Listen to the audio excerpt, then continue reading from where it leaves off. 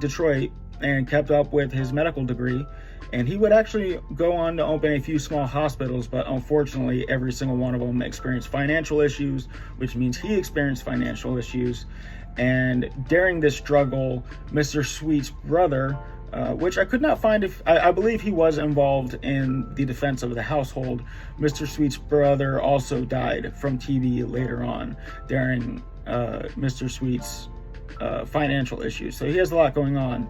And over the years, the financial trouble just kind of made it to where Ocean Sweet had to turn one of his medical buildings into an apartment for himself because he could no longer afford to live in the house that he defended so hard for. He worked so hard for it. He paid 2 times more because he was an African-American man, and that's what white people were doing to them for them to buy houses.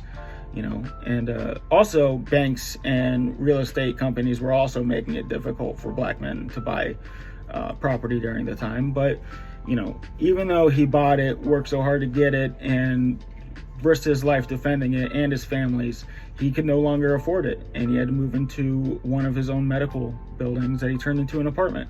And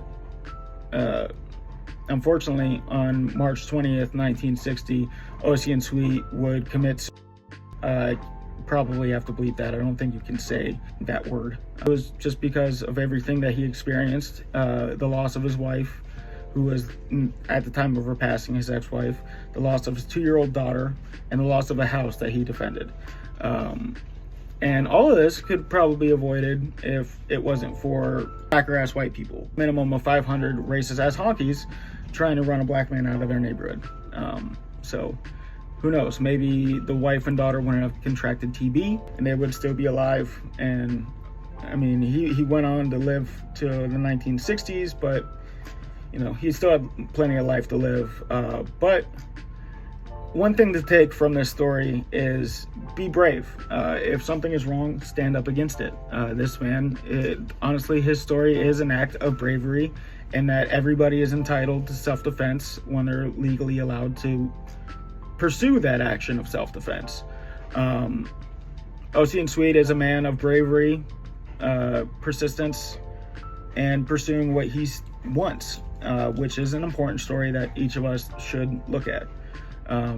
Now, with what he committed to end his life, it is important to kind of bring up, if you are experiencing any depressing emotions, if you're experiencing depression, anxiety, anything like that, reach out to somebody. I don't know of anybody that would,